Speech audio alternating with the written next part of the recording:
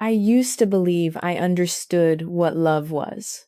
I thought my life was settled, mapped out like a neat little route. A husband, a home, the promise of a future that looked acceptable from the outside. But one crack in the heart can shatter everything you swore was solid. And that crack had a name, Andrew. We had been inseparable since childhood. Two wild kids running through the dusty backyards of a small town. He was all scraped knees and reckless laughter. I was the quiet one who trusted him more than anyone. He carried my secrets. I carried his dreams. And for a long time, we thought nothing could destroy the world we built together. But we grew up, and life tore us apart with a painful kind of gentleness. I got married. He left town. I pretended to be happy. He quietly protected me from far away, the way he always did.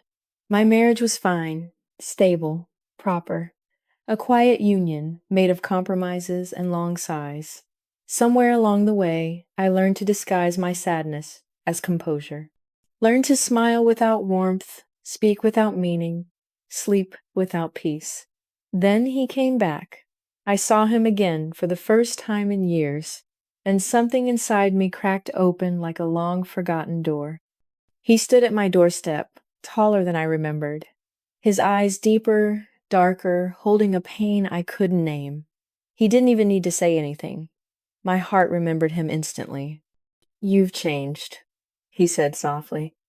But what he meant was, something broke you. He came only to check on me, but we both knew he had come for me. We began seeing each other more often. He visited in the evenings when my husband was away. We sat on my kitchen floor like old times, talking about childhood, lost chances, the things adulthood had stolen from us. Something warm and dangerous began growing between us, something that had always lived in the shadows. I felt his eyes linger on my hands when I lifted a cup.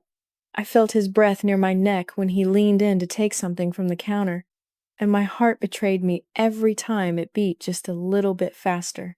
One night, I let all my defenses fall. I simply placed my hand over his. He froze. Then he lifted his gaze to mine, and I saw the truth he had buried for years. He touched my face slowly, as if terrified of breaking something precious.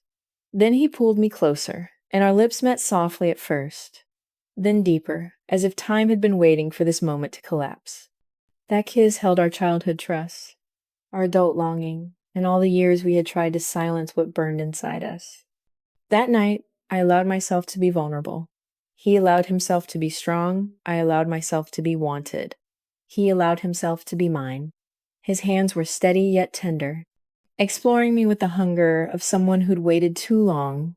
He touched me with reverence, learning every curve, every breath, every sound escaping my lips. I melted beneath him, feeling years of suppressed desire finally pour out like fire. He whispered my name as if it were sacred, and I had no idea how close to the truth that was. I filed for divorce. It felt terrifying and liberating and right. But Andrew began to disappear. At first, I thought he was scared of being the reason my marriage ended. Then I thought maybe he regretted what happened. But when he vanished for 2 weeks, dread crawled beneath my skin. When he returned, he was pale, thinner, exhausted. "I'm fine," he said, brushing my hair with a tenderness that frightened me. But he no longer stayed the night. He kissed me quickly, almost apologetically. He pretended to be busy, but I knew he was running away. Then one morning, his sister called. He had left town. Again. No explanations, no farewell, no message for me. His apartment felt abandoned and cold. I walked through it, touching the blankets, the books, the sweater he always wore. Every part of me screamed for a reason. That's when I found the letter. Asterisk, asterisk, my dearest. If you're reading this, it means I couldn't stay. Not because I don't love you, but because I love you too much. I've been sick for a long time. I fought it quietly, hoping it would pass. But the doctors say my time is short. I didn't tell you because I couldn't bear the idea of becoming a burden, of letting you watch me fade.